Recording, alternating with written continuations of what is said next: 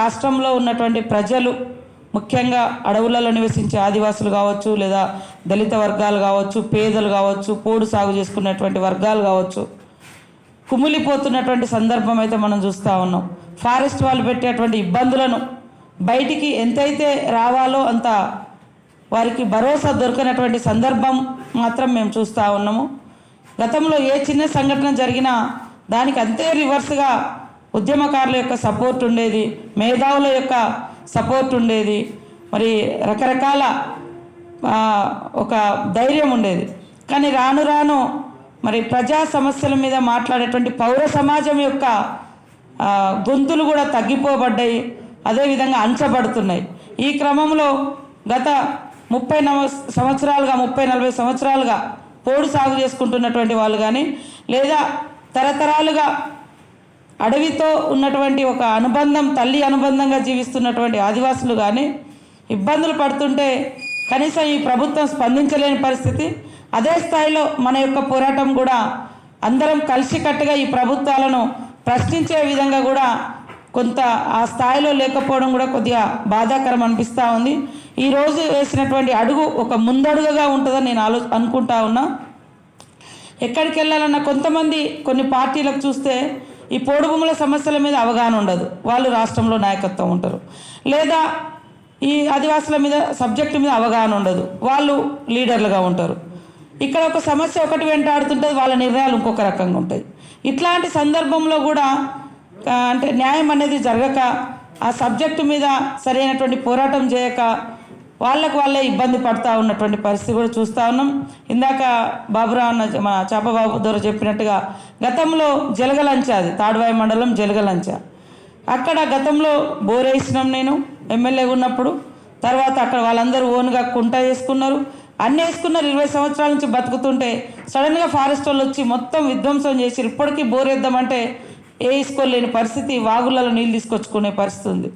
మొన్న మడగూడెం దగ్గర కూడా వాళ్ళ పోడు భూములలోకి వెళ్ళి పోలీసులు ఫారెస్ట్ వాళ్ళు ఇద్దరు కలిసి కొడితే వాళ్ళు తిరగబడ్డారు. వాళ్ళు తిరగబడ్డది ఎక్స్పోజ్ చేసే తప్ప పోలీసు వాళ్ళు ముందు కొట్టింది చూపించలేకపోయారు మనోళ్ళు. అదేవిధంగా కార్లా అయినటువంటి విలేజ్లో కూడా ఆడవాళ్లను ఘోరంగా అవమానకరంగా మాట్లాడినటువంటి సందర్భం. అదే కాకుండా మొన్న ఖమ్మంలో ఎల్లన్న నగర్ అంటే ఎల్లన్న పేరుతో నాకైతే బాగా పరిచయం ఉంది. ఆ ఊరును మాత్రం మరి మొన్న చూసిన నేను. వాళ్ళు కూడా ఆడవాళ్ళు, పసిపాప 3 నెలల పసిపాప తల్లిని కూడా జైల్లో పెట్టి 18 మంది ఆడవాళ్లను ఇబ్బందులకు గురి చేసి అసలు జైల్లో కూడా హింసించి కొట్టినటువంటి చరిత్ర ఒకటి చీకటి రాజ్యాన్ని తలపింపజేసే విధంగా జరిగింది. ఇలాంటి ఘోరాలకు పులి స్టాప్ పడాలంటే మరి ఇలాంటి మేధావులు, పౌర సమాజము, వామపక్ష భావజాలం కలిగినటువంటి పార్టీలు, అదేవిధంగా పేదల కోసం ఉండేటువంటి పార్టీలు, రాజకీయ సంస్థలు, పార్టీలు అందరూ కూడా మరి వాళ్ళ పక్షాన మాట్లాడాలి. కేసీఆర్ గారు ఏం మాట్లాడతాడు అనేది ఇప్పటిదాకా మనం దళిత బంధు గురించి వచ్చి వాళ్ళ కన్నీళ్లు గారుస్తున్నాడు. అరే ఇప్పటిదాకా ఒక దిక్కు పోడు భూములు గుంజుకునేది మీరే, గతంలో ఇచ్చిన అసైన్ భూములు గుంజుకునేది మీరే, హైదరాబాద్ చుట్టూ ఉన్నటువంటి విలువకల్ల భూములు దళితులై లాక్కొని కార్పొరేట్ కంపెనీలకు ఇచ్చేది మీరే. ఇవాళ ఇబ్రహీంపట్నం ఏరియాలో చూస్తే ఫార్మాసిటీ కోసం వేలాది ఎకరాలు తీసుకుంటా ఉన్నారు. వాళ్ళకి ఇచ్చేది ఇది గవర్నమెంట్ ఇచ్చిన భూమి, మీకు హక్కు లేదు, అసైన్ భూమి కాబట్టి మేము తీసుకుంటున్నాం, ఏదో తులమ పొలమో 5-6 లక్షలు 10 లక్షల లోపే అంతే. వాళ్ళకి ఇచ్చేసి కోటిన్నరకు బయట రియల్ ఎస్టేట్ లాగా ఫార్మా కంపెనీలకు అమ్ముకుంటా ఉంది ప్రభుత్వం. అంటే వాళ్ళ ముష్టిగా 10 లక్షలు చూపించి ఇదే పెద్ద మార్పు, మరో అంబేద్కర్ను, మరొక జగజీవన్ రావు, కేసీఆర్ అనే విధంగా చూపించుకుంటా ఉన్నాడు. అదేవిధంగా ఇప్పుడు 7 సంవత్సరాల్లో ఒక్కటి కూడా గిరిజనులకు, దళితులకు, ఆదివాసులకు ఒక్కటంటే ఒకటి ఇండ్లు ఇచ్చింది లేదు, ఒక్కటంటే ఒకటి భూములు పంచింది లేదు. విలువకల్ల భూములన్నీ కూడా లాస్ట్కు తీసుకొని కార్పొరేట్ కంపెనీలకు అమ్ముకుంటుంది ప్రభుత్వం. కాబట్టి ఇది ఎంతైతే ఈ ప్రభుత్వం చేస్తున్నటువంటి దుర్మార్గ విధానాలను ఎండగట్టాలో మరి ఆ స్థాయిలో వేదిక అనేది దయచేసి ఏర్పాటు చేస్తే వ్యక్తిగతంగానైనా కూడా మేము ఈ పోరాటంలో ఉంటాము, ప్రజల పక్షాన కొట్లాడదాం అందరం కలిసి. ఇక్కడ అన్ని పక్షాలు కూడా, అటు మా పూర్వాశ్రమం నుంచి మా అన్న కూడా వచ్చిండు, ఈ రకంగా పూర్వాశ్రమాలని ఆ రకంగా కూడా తెలుగుదేశం పార్టీ కానీ, అదేవిధంగా ఇక్కడ ఉన్నటువంటి మరి విప్లవ సంస్థలు కానీ, వామపక్ష పార్టీలు కానీ, ప్రజా సంఘాలు కానీ, తెలంగాణ కోసం నిరంతరం కొట్లాడినటువంటి మేధావులు కూడా ఇక్కడ ఉన్నారు. ఈరోజు మీరు ఆశించి ఏదైతే కోరుకున్నారో అది లేదు, దానికి రివర్స్లో చాలా దారుణంగా అంచబడుతున్నారు. సంఘటనలు బయటికి రావట్లేదు. మొన్న పినపాక ఏరియాలో అయితే ఎప్పటి నుంచో తుమ్మల చెరువు అనేది అది కాకతీయుల కాలం నాడు కట్టినటువంటి చెరువు, దాని కింద ఎప్పటి నుంచో భూములు సాగు చేస్తున్నారు. అక్కడ భూములను కూడా బలవంతంగా లాక్కున్నారు. అక్కడ ఒక గిరిజనుడు మందు తాగిండు కూడా. ఇంకొకడ మొన్న అన్నపరెడ్డి నగర్లో అన్నపరెడ్డి పల్లిలో మరి ఆయన రైతు గొడ్లను తీసుకొని అడవికి పోతే అక్కడే ఫారెస్ట్ వాళ్ళు కొట్టిరు, చనిపోయిండు. కానీ అది దానికి ఎంత అంటే బయటికి తీసుకురావాలో అంత బయటికి తీసుకురాలేకపోయినాం. తప్పులు అంటే మేము కూడా బాధపడతా ఉన్నాం. ఇట్లా కాబట్టి ఇది ఒక స్పెషల్గా ఏదైతే ఈ మనం బ్యానర్ పెట్టుకున్నామో దానికి అనుగుణంగా మరి కోదండ సార్ గారు కావచ్చు లేదా ఇంకెవరైనా ముఖ్యంగా సార్ ఉంటే బాగుంటుంది నేను అనుకుంటున్నా. ఈ పోడు భూముల పోరాట కమిటీకి కన్వీనర్గా ఉంటూ మమ్మల్ని అందరినీ అందులో మెంబర్గా తీసుకొనైనా ఒక కమిటీ వేసుకొని ఎక్కడ ఇబ్బంది అయిన ప్రజలకు అక్కడికి మనం వెళ్ళేటట్టుగా విజిట్ చేసేటట్టుగా, అదేవిధంగా మీరు అనుకున్నట్టుగా ఇందాక మన తమ్మినేని వీరభద్రం గారు అన్నట్టుగా సదస్సులు కానీ సమావేశాలు కానీ రస్తారోకోలు కానీ ఇక్కడున్నటువంటి వేదిక మీద ఉన్న వాళ్ళందరూ కూడా ఒకప్పుడు భూమి కోసం, భుక్తి కోసం, విముక్తి కోసం మాట్లాడినటువంటి వాళ్ళే, పోరాటం చేసినటువంటి వాళ్ళే. కానీ కేసీఆర్ గారు వచ్చిన తర్వాత పేదల దగ్గర గుంట భూమి ఉన్నా తీసుకుంటున్నాడు. ఇవాళ మరి సీలింగ్ యాక్ట్కి వ్యతిరేకంగా వందలాది ఎకరాలు ఫామ్ హౌస్ల పేరుతోటి కట్టుకుంటా ఉన్నారు. వాళ్ళు ఒక దగ్గరనే కేంద్రీకృతం అవుతుంది భూమి అంతా. పేదల భూములు కూడా లాక్కుంటున్నారు. ఫామ్ హౌస్ల పేరుతోటి తులమో పొలమో ఇచ్చి లాక్కుంటున్నారు. మరి వాళ్ళు ఆక్రమిస్తున్నారు. వీళ్ళకి కనీసం భూములు లేనటువంటి పరిస్థితి దాపురిస్తూ ఉంది. భూమి అనేది ఒక ఆత్మగౌరవానికి, ఒక ఆత్మవిశ్వాసానికి అది ఒక భరోసా లాంటిది. అది లేకుండా ఇవాళ 3 ఎకరాలు ఇస్తా అని చెప్పి దళితులకు, గిరిజనులకు ముష్టిగా 10 లక్షలు అని చెప్తున్నాడు. అంటే 3 ఎకరాలకు ఎక్కడ ఉన్నా మినిమంగా 10-15 లక్షలు లేకుండా ఎకరం ఎక్కడ వచ్చే పరిస్థితి లేదు ఈ రోజులలో. ఆ లెక్కన చూసినా 3 ఎకరాలకు 30 లక్షలు, కనీసం 40 లక్షలన్నా రావాలి దళితులకు.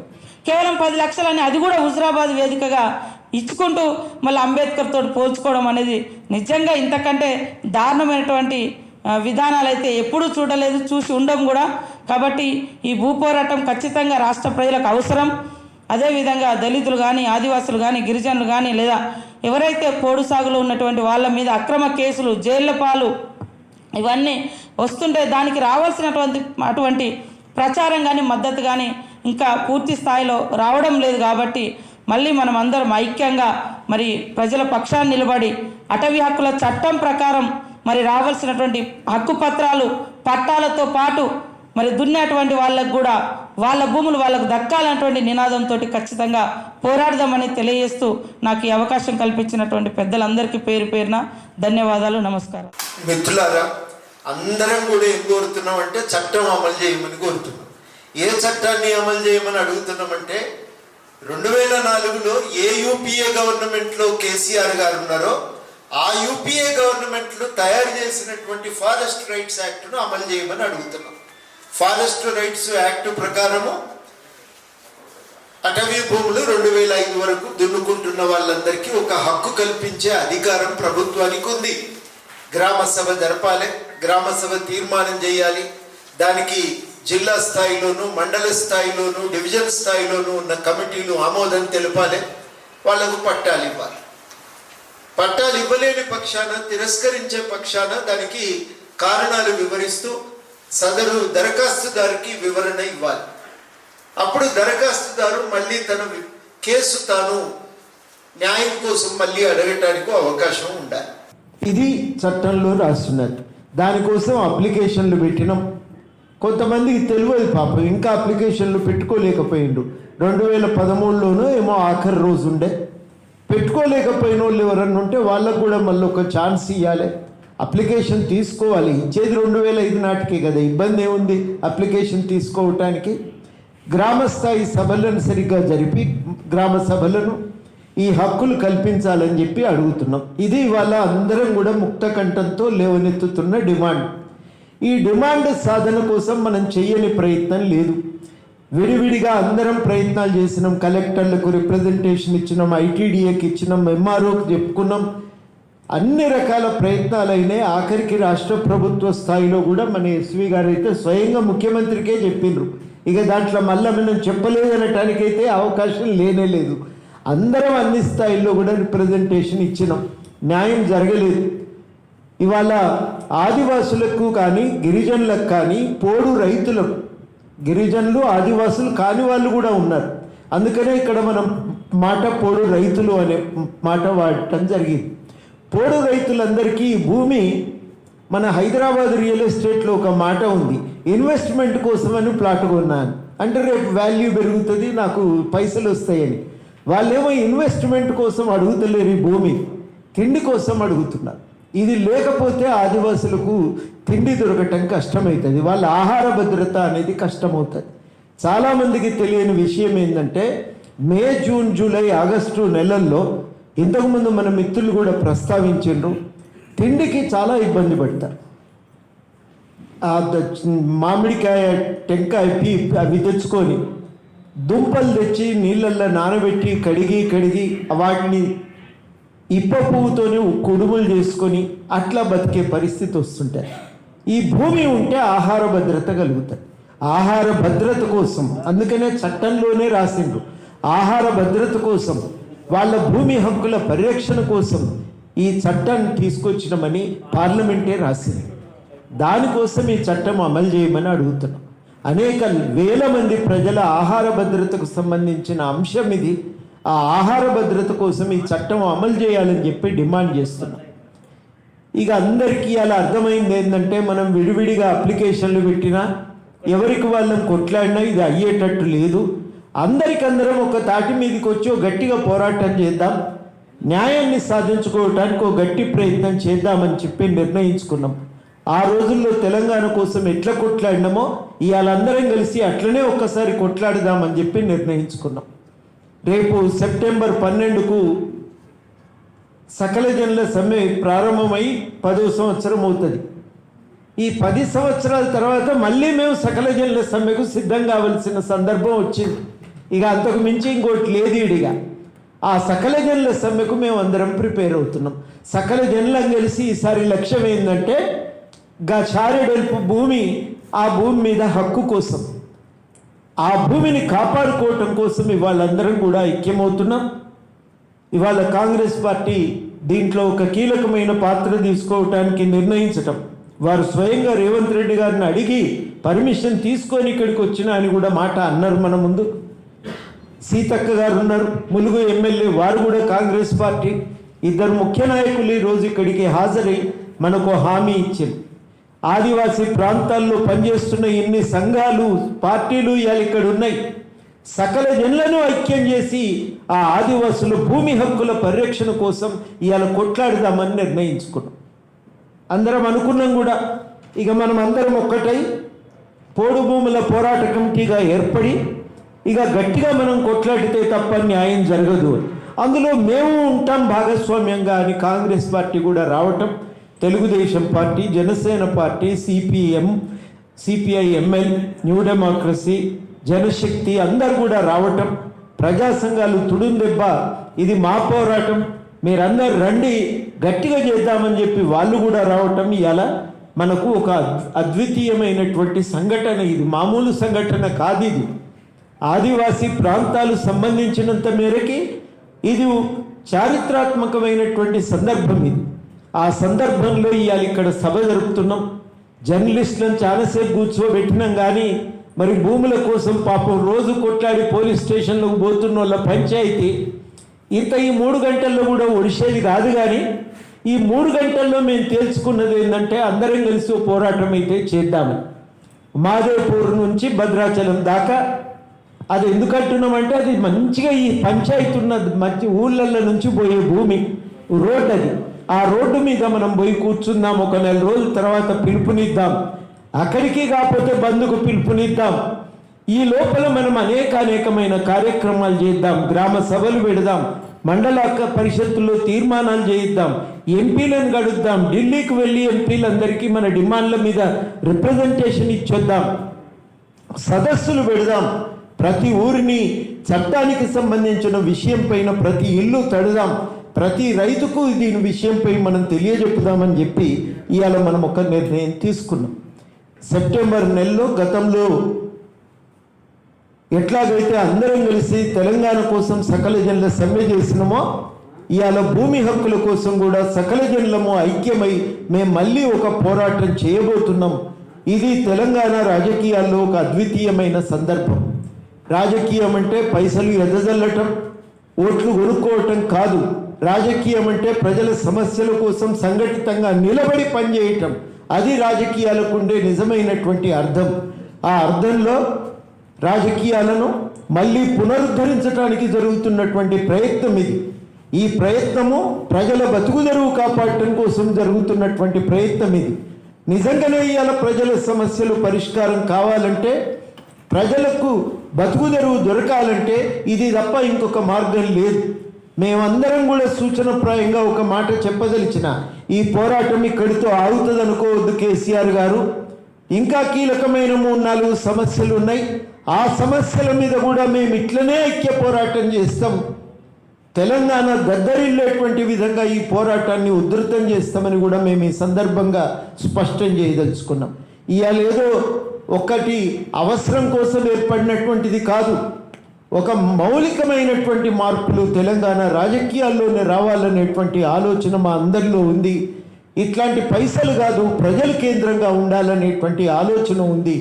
ఒక మార్పు అందరం కూడా కూడి వాళ్ళ తెలంగాణ సమస్యల్ని బలంగా ఎజెండా మీద నిలబెట్టడానికి, ఆ సమస్యల పరిష్కారం కోసం ప్రభుత్వాలు పనిచేసే విధంగా ఒత్తిడి పెట్టడానికి ఇవాళ మేము ఈ పోరాటం చేయాలని నిర్ణయించుకున్నాం. ఇవాళ ఒక రకంగా చెప్పాలంటే ఒక పోరాట గర్జన ఇక్కడి నుంచి ఇవాళ వెళ్ళింది. ఇక్కడి నుంచి ఒక శంఖారావం మేము ఇక్కడ పూరించినాం. ఇవాళందరం కూడా హక్కులు కల్పిస్తారా, లేకపోతే ఈ బాధ్యత ఆందోళన జరుగుతుందంటే దానికి బాధ్యత మాత్రం ప్రభుత్వానిదే. మేము మాత్రం ఇంకా ఓపిక నశించింది. చట్టబద్ధంగా ప్రజాస్వామ్య పద్ధతుల్లో శాంతియుతంగా మా చట్టబద్ధమైన హక్కుల సాధన కోసం మేము ఇంకా కదులుతున్నామని ఈ సందర్భంగా మేము ప్రకటించదలిచినాం. డేట్లు మీకు తెలియజెప్తాం. ఇక్కడ నుంచి 4 రోజుల తర్వాత ఒక మహాగా రాస్తారోకు మేము భద్రాచలం టు మహదేవ్పూర్ అనుకున్నాం. ఇటు ఇంకా పెరగవచ్చు, అటు ఇంకా పెరగవచ్చు కూడా. మొత్తం మీదనైతే హక్కుల సాధన, మా భూమి హక్కుల సాధన, చట్టపరంగా భూమి హక్కుల సాధన అనేది మాకున్నటువంటి లక్ష్యం. ప్రభుత్వం విస్మరించింది, భూమిని బలవంతంగా లాక్కుంటున్నది. పట్టా ఉన్నా పట్టా లేకపోయినా ఇష్టానుసారంగా వాళ్ళు భూములు లాక్కుంటున్నారు. మాట్లాడదామంటే చెప్పుకుందామంటే కూడా అక్కడ వినేటువంటి దిక్కు లేదు. ఒక ఆటవికమైనటువంటి న్యాయం అని మనం అంటాం, కానీ నిజంగా ఇవాళ ఒక పాశవికమైన న్యాయాన్ని ప్రభుత్వము ఈ ప్రాంతాల్లో అమలు చేస్తున్నది. ఈ అన్యాయానికి వ్యతిరేకంగానే, ఈ జులుంకు వ్యతిరేకంగానే ఇవాళ కేసీఆర్ ఈ ప్రగతి భవన్ నుంచి చెలాయిస్తున్నటువంటి నిరంకుశ పాలనకు వ్యతిరేకంగానే హక్కుల పరిరక్షణ కోసం, ఫారెస్ట్ రైట్స్ చట్టం అమలు కోసం మేము ఇవాళ సంఘటితంగా పోరాటం చేయదలిచినాం. ఈ పోరాటాన్ని విజయవంతం చేయటానికి అందరూ సహకరించవలసిందిగా కోరుతున్నాం. ఆ రోజుల్లో ఎట్లాగైతే తెలంగాణ కోసం సకల జనులం ఐక్యమైనమో, ఇవాళ ఈ తెలంగాణ ఉద్యమంలో భాగమై అనునిత్యం భూమి కోసం ఇవాళ ఇబ్బంది పడుతున్న పోడు రైతుల కోసం కూడా అదే పద్ధతుల్లో అందరం ఐక్యమై సాగుదామని సందర్భంగా పిలుపునిస్తున్నాం. అందరూ కలిసి రావాల్సిందిగా, మద్దతునివ్వవలసిందిగా ఈ వేదిక నుంచి అఖిలపక్షం తరఫు నుంచి విజ్ఞప్తి చేస్తున్నా. అందరికీ ఉద్యమాభినందనలు. అధ్యక్ష, పెద్దలకు, మిత్రులకు, మీడియా మిత్రులకు. ఇవాళ అడవిని, ఆదివాసీ బిడ్డల్ని వేరు చేసి చూడడం అంటే ఇది చాలా దుర్మార్గమైనటువంటి చర్యనే. ఆనాడు బ్రిటిషోడు మొట్టమొదటిసారిగా అడవిలో ఉన్నటువంటి సకల సంపదనంతా కొల్లగొట్టడానికి ఒక దుర్మార్గమైనటువంటి ఒక చట్టం తీసుకొచ్చి ఆనాటి నుంచి ఈనాటి వరకు ఆదివాసులకు జరుగుతున్నటువంటి అన్యాయం అంతా ఇంత కాదు. ఇక్కడ 80కి ముందే గోదావరిలో విప్లవోద్యమంలో దాదాపు 10 లక్షల ఎకరాలు అక్కడ భూములన్నీ కూడా వాళ్ళకు దక్కాలని జరిగినటువంటి పోరాటం, దక్కినటువంటి సందర్భం. వాటికి ఇప్పటికీ కూడా ఇంకా ఇవాళటి వరకు కూడా ఆదివాసులకు, ఆదివాసేతరులకు మధ్యన తాకులాట పెట్టి ఒక తమాషా చూస్తున్నటువంటి తీరు పాలక వర్గాలది. ఈ పాలక వర్గాలు ఎప్పుడు కూడా అటు బహుళజాతి సంస్థలకో పెట్టుబడిదారులకో వాళ్ళ స్వప్రయోజనాల కోసమే తప్ప ఆదివాసీలకు న్యాయం చేస్తుందనేటువంటి విషయం ఎన్నడూ లేదు. 170 చట్టం వచ్చినా, పెసా చట్టం వచ్చినా ఇప్పటికీ కూడా ఆదివాసీలకు జరుగుతున్నటువంటి అన్యాయమే మన ముందున్నటువంటిది. ఇది ఒక సవాల్గా ముందుకు వస్తున్నటువంటిది.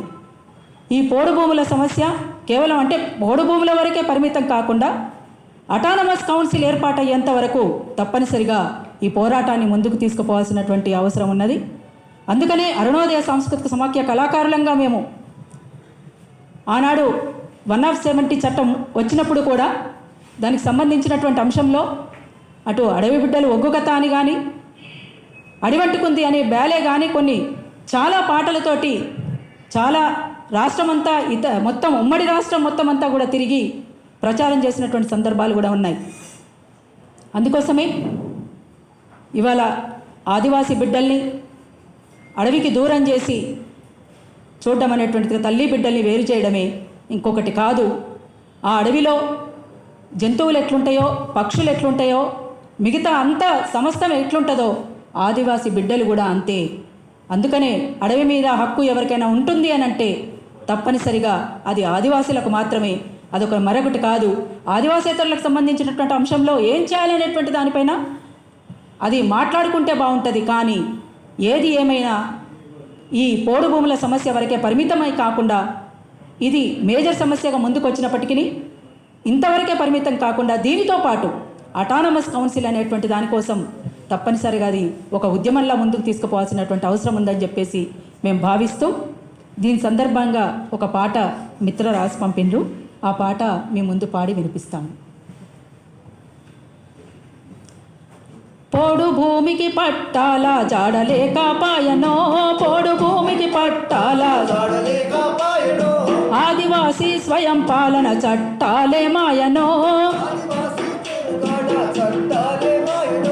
అడుగుదాము రండిరో ఆదివాసులారా, అడుగుదాము రండిరో ఆదివాసులా, మన హక్కులెట్లా మింగుతారో అడ్డుకోను లేరా, పోడు భూమికి పట్టాల జాడలేక పాయనో, పోడు భూములు పట్టాల జాడలేక పాయనో, ఆదివాసీ స్వయం పాలన చట్టాలే మాయనో, ఆదివాసీ స్వయం పాలన చట్టాలే మాయనో, పోడు భూమి లక్షలాది ఎకరాలు, పోడు భూమి లక్షలాది ఎకరాలు, దున్నుకోను హక్కు లేదా పట్టాలిచ్చే చొమ్మలేదా, దున్నుకోను హక్కు లేక పట్టాలిచ్చే కొమ్మలేక, పోడు వ్యవసాయం అడవికేమో చేటు తెచ్చునంటారు, పోడు వ్యవసాయం అడవికేమో పోడుకేమో ఆ పోడు వ్యవసాయం అడవికేమో చేటు తెచ్చునంటారు, పోడు వ్యవసాయం అడవికేమో చేటు తెచ్చునంటారు, చెట్లు పెంచమంటారు గుట్టలు మింగేస్తారు, చెట్లు పెంచమంటారు గుట్టలు మింగేస్తారు, చెర్లు కుంటలంటారు వాగులు దోచేస్తారు, చెర్లు కుంటలంటారు వాగులు దోచేస్తారు, బహుళ జాతి కంపెనీలకు అడవులప్పగిస్తారు, అడుగుదాము రండిరో ఆదివాసులారా, అడుగుదాము రండిరో ఆదివాసులారా, మన హక్కులెట్లా మింగుతారో అడ్డుకోను లేరా, పోడు భూమికి పట్టాల జాడలేక పాయనో, పోడు భూమిని చట్టాల జాడలేక పాయనో, ఆదివాసీ స్వయం పాలన చట్టాలే మాయనో, ఆదివాసీ స్వయం పాలన చట్టాలే మాయనో, తల్లి బిడ్డల వేరు చేయ తెల్ల దొరల చట్టమొచ్చే, తల్లి బిడ్డల వేరు చేయ తెల్లదొరల చట్టమొచ్చే, సహజ అడవుల నరుకు చేసే సహజ అడవుల సరుకు చేసే వలస బాధ పాలనొచ్చే, సహజ అడవుల సరుకు చేసే వలసవాదుల పాలనొచ్చే, ఆ పాలనొద్దని తిరగబడుతూ ఆదివాసే ముందుకొచ్చే, పాలనొద్దని తిరగబడుతూ ఆదివాసే ముందుకొచ్చే, ఇల్లమ్ము దాటికి తెల్లోడికి వెన్నులోన వణుకుజొచ్చే, దాటికి తెల్లోడికి వెన్నులోన వణుకుపుట్టే, విల్లమ్ము దాటికి తెల్లోడికి వెన్నులోన వణుకుజొచ్చే, విల్లమ్ము దాటికి తెల్లోడికి వెన్నులోన వణుకుజొచ్చే, నల్లదొరల రాజ్యమందుల రాజ్యాంగ హక్కులొచ్చే, నల్లదొరల రాజ్యమందుల రాజ్యాంగ హక్కులొచ్చే, ఆ హక్కులుడికి ఆదివాసీ దిక్కులేని పక్షాయే, అడుగుదాము రండిరో ఆదివాసులారా, అడుగుదాము రండిరో ఆదివాసులారా, మన హక్కులెట్లా మింగు మింగుతారో అడ్డుకోను లేరా పోడు భూమికి పట్టాల జాడలేక పాయనో పోడు భూమికి పట్టాల జాడలేక పాయనో ఆదివాసీ స్వయం పాలన చట్టాలే మాయనో ఆదివాసీ స్వయం పాలన చట్టాలే మాయనో 5-6 షెడ్యూళ్లకు పంగనామాలెన్నో పెట్టిరి 5-6 షెడ్యూళ్లకు పంగనామాలెన్నో పెట్టి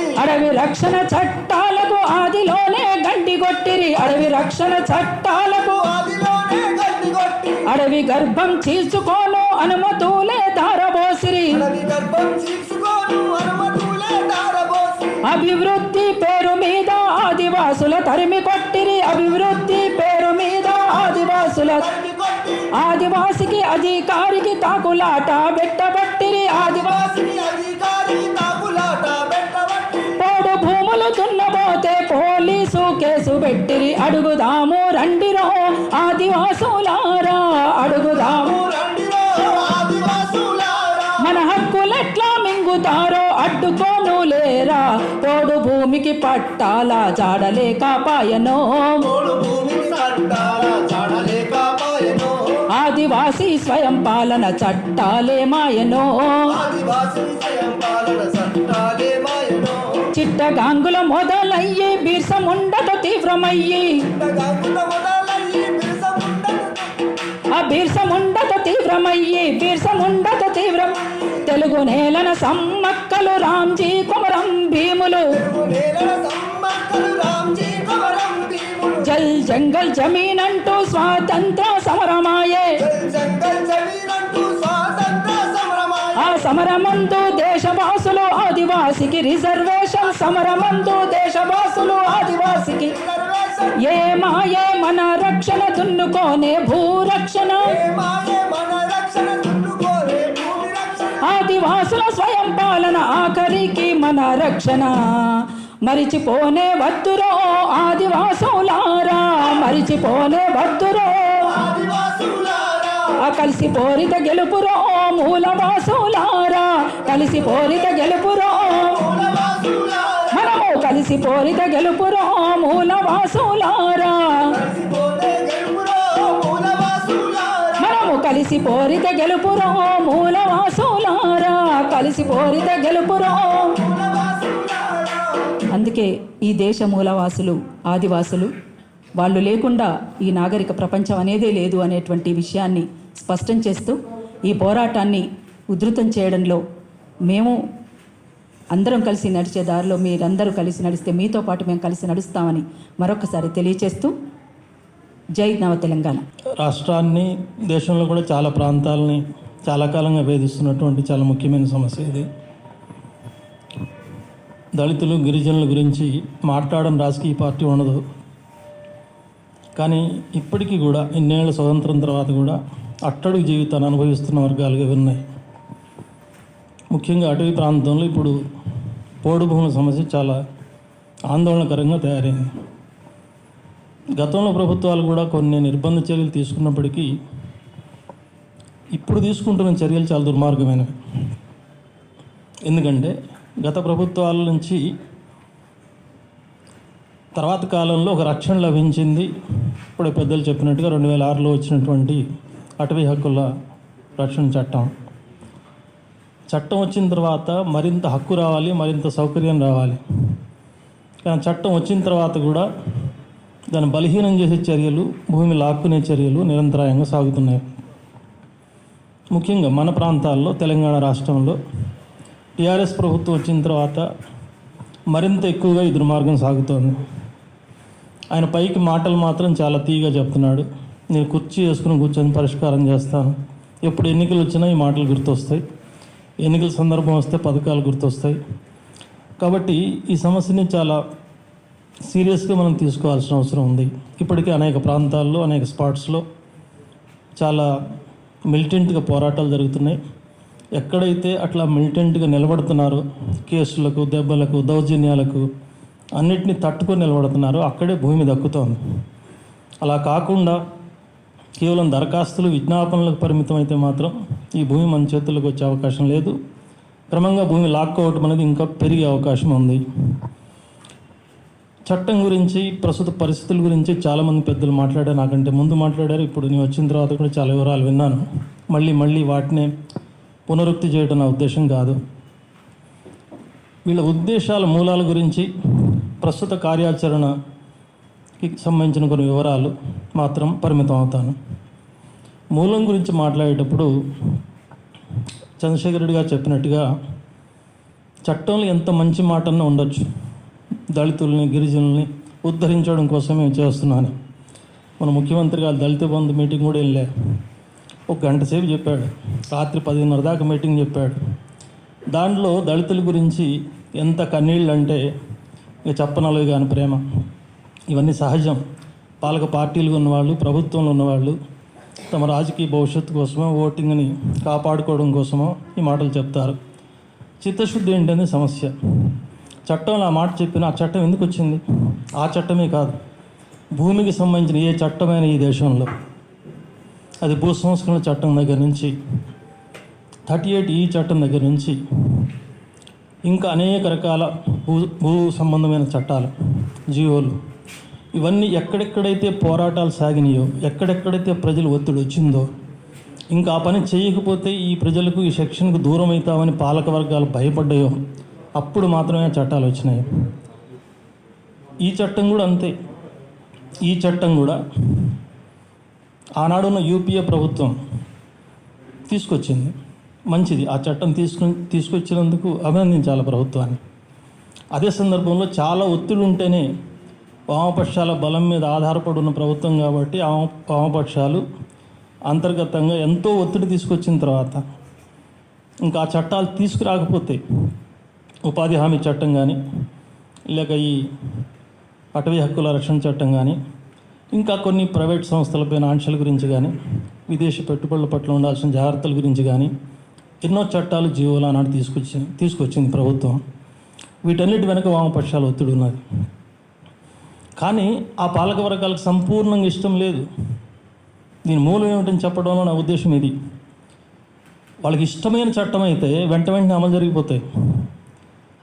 లోపల ఇష్టం కాదు కాబట్టి ఆ వర్గాలకు ఒత్తిడి కోసం చేస్తున్నారు కాబట్టి దాన్ని శాబటైజ్ చేయడం ఎలా, దాన్ని డిలే చేయడం ఎలా, రూల్స్ ఫ్రేమ్ చేయడంలో కానీ, కిందకి ఆర్డర్లు పంపడంలో కానీ, ఇచ్చిన పిటిషన్ స్వీకరించడంలో కానీ, వాటిని పరిష్కరించడంలో కానీ, అవి పెండింగ్లో పెట్టి ఎత్తుగడలు కానీ, ప్రతి ఒక్క దశలో కూడా ఈ తాత్సారం కనబడుతుంది. ఈ ఇష్టం లేని పని కాబట్టి దాన్ని ఎట్లా అణగదొక్కేయాలనే ప్రయత్నం కనబడుతుంది. ఇది మనం అర్థం చేసుకున్న తర్వాత ఇంకొక విషయం కూడా ఏంటంటే, దీంట్లో మూలం గురించి ఇప్పుడు కేసీఆర్ చెప్తున్నట్టో లేదా దేశంలో మోడీ చెప్తున్నట్టో, ఈ అటవీ భూముల్ని రక్షిస్తే కోతులు అక్కడ బతుకుతాయి, పర్యావరణం రక్షించబడుతుంది, వర్షాలు కురుస్తాయి. ఇవన్నీ దొంగ మాటలు. వాస్తవంగా అటవీని రక్షించే ఉద్దేశం అయితే 100 ఎకరాలు 1000 ఎకరాలు పోడగొట్టుకుంటున్నటువంటి గిరిజనులు జోలికి పోతున్నారు, అక్రమ కేసులు పెడుతున్నారు, దాడులు చేస్తున్నారు. లక్షల ఎకరాల భూములు ఈ ప్రభుత్వమే కాంట్రాక్టర్లకు ఎందుకు ఇస్తుంది, మైనింగ్ వాళ్ళకి ఎందుకు ఇస్తుంది, కార్పొరేట్ కంపెనీలకు ఎందుకు ఇస్తుంది, అందుకోసం చట్టాలు ఎందుకు చేస్తుంది? మన రాష్ట్రంలో చేయలేదు. నల్లమల్లో జరిగిన ప్రయత్నాలు ఏంటి? ఇప్పుడు ఆంధ్ర ప్రాంతంలో జరుగుతున్న, శ్రీకాకుళం, విశాఖపట్నం ప్రాంతాల్లో జరుగుతున్న ప్రయత్నాలు ఏంటి? జిందాల్ ఇట్లాంటి ఫ్యాక్టరీలన్నింటికి. కాబట్టి ఈ ప్రభుత్వం యొక్క ఉద్దేశాలు స్పష్టం. ఇక్కడ ఇప్పుడు తెలంగాణలో హరితహారం అమలు జరపడం ద్వారా అటవీ విస్తీర్ణం పెంచుదామని, పర్యావరణం రక్షిస్తామని, పర్యావరణాన్ని వ్యతిరేకించే వాళ్ళు ఎవరూ లేవు. ఇక్కడ పర్యావరణం రక్షించడానికి ప్రభుత్వాలు చిత్తశుద్ధితో పనిచేయట్లేదని విమర్శిస్తున్నాం. ఈ యాక్ట్ పర్యవసానం, దీని పూర్వపరాలు మీరు ఒకసారి ఆలోచన చేస్తే, యాక్ట్లో అసలు ఎందుకు యాక్ట్ తెచ్చింది కేంద్ర ప్రభుత్వం అనే దానికి దాంట్లో క్లియర్గా ఏం చెప్తుందంటే, పార్లమెంట్లో ఇంట్రడ్యూస్ చేసిన ఈ చట్టంలో మన ప్రతి చట్టంలో ఎయిమ్స్ అండ్ ఆబ్జెక్ట్స్ అని ఉంటుంది. Any legislation made in either legislature or in parliament ఎక్కడ చేసినా కూడా ఎందుకు చెప్తారంటే, to undo historical injustice accord to the forest dwelling communities. అంటే అనేక కాలాలుగా ఎవరికైతే అన్యాయం జరుగుతుందో వాళ్ళకు న్యాయం చేయడానికి ఈ చట్టాన్ని ఉద్దేశించడం అని ఓపెనింగ్ సెంటెన్స్లో చెప్తారు. అట్లే to ensure land tenure, livelihood and food security of the forest dwelling scheduled tribes and other traditional forest dwellers. ఈ భూమిని నమ్ముకొని ఉన్న వాళ్ళ కోసం, దాని మీద ఆధారపడి జీవిస్తున్న వాళ్ళ హక్కుల పరిరక్షణ కోసం తీసుకొచ్చిన చట్టం ఇది. పార్లమెంట్లో ఎట్లుంటుందంటే ఒక 8 స్టాండింగ్ కమిటీలు రాజ్యసభకు ఉంటాయి, 16 స్టాండింగ్ కమిటీలు లోక్సభకు ఉంటాయి. మనకు శాసనసభలో చట్టాలు నేరుగా శాసనసభలో ఇంట్రడ్యూస్ చేసినట్టు కాకుండా పార్లమెంట్ సిస్టమ్ ఏంటంటే ఆ 8 స్టాండింగ్ కమిటీలలో వచ్చేటి ముందు స్టాండింగ్ కమిటీకి పోతాయి. స్టాండింగ్ కమిటీ చర్చించినాకనే హౌస్కి వస్తుంది. సో ఇది ఫారెస్ట్ సైన్స్, టెక్నాలజీ, ఫారెస్ట్ ఇవన్నీ కలిసి కన్సాలిడేటెడ్గా ఉండే స్టాండింగ్ కమిటీ రాజ్యసభ కమిటీ. అందుకని అక్కడ ఒరిజినేట్ అయింది ఈ చట్టం. ఏ స్టాండింగ్ కమిటీ ఏ హౌస్లో వస్తుందో అక్కడ నుండి ఒరిజినేట్ అవుతాయి చట్టాలు. రేర్గా నేరుగా ఇంట్రడ్యూస్ చేసేది, అరుదుగా ఇంట్రడ్యూస్ చేస్తారు అక్కడ. ఇక్కడ సాయంత్రం చెప్పి ఉదయం ఇంట్రడ్యూస్ చేసే సిస్టమ్ తక్కువ. ఇటీవల కాలంలో అది కూడా స్టార్ట్ చేసిండ్రు పార్లమెంట్లో, అప్పటికప్పుడు కూడా ఇంట్రడ్యూస్ చేయడం మొదలుపెట్టింది. బట్ ఇంతకుముందు చాలా క్లియర్గా స్టాండింగ్ కమిటీలు థ్రెడ్ బేర్ బాగా ఇన్డెప్త్ డిస్కస్ చేసిన తర్వాతనే చట్టరూపకంగా సభకు వచ్చేది. ఈ కమిటీలో ఈ ఫారెస్ట్ ఈ చట్టానికి సంబంధించి బృందాకరత్ గారు పెద్దలు అందరూ ఉండ్రి. ఈ కమిటీలో చాలా సుదీర్ఘకాలం పాటు చర్చలు జరిగినాయి. దీనికి సంబంధించి ఇంతకుముందు నేను రవి గారిని అప్రిషియేట్ చేస్తున్నా. మీరు ఇంట్రడక్షన్లో చట్టానికి సంబంధించి పూర్వపరాలు, ఇప్పుడు పర్యవసానాలు ఏం జరుగుతున్నాయి అనేది మీరు చాలా చక్కగా చెప్పినారు.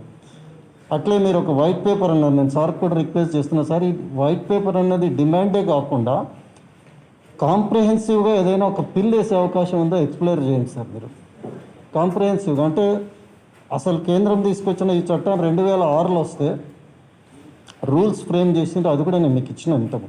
ఆ రూల్స్ ఫ్రేమ్ చేసిన తర్వాత ఎన్ని అప్లికేషన్లు ఆయా స్టేట్స్లో వచ్చినాయి, ఎన్నిటిని ఇంప్లిమెంట్ చేసిండ్రు, రిజెక్ట్ చేస్తే రీజన్స్ చెప్పాలి. ఇందులో క్లియర్గా ఉంది.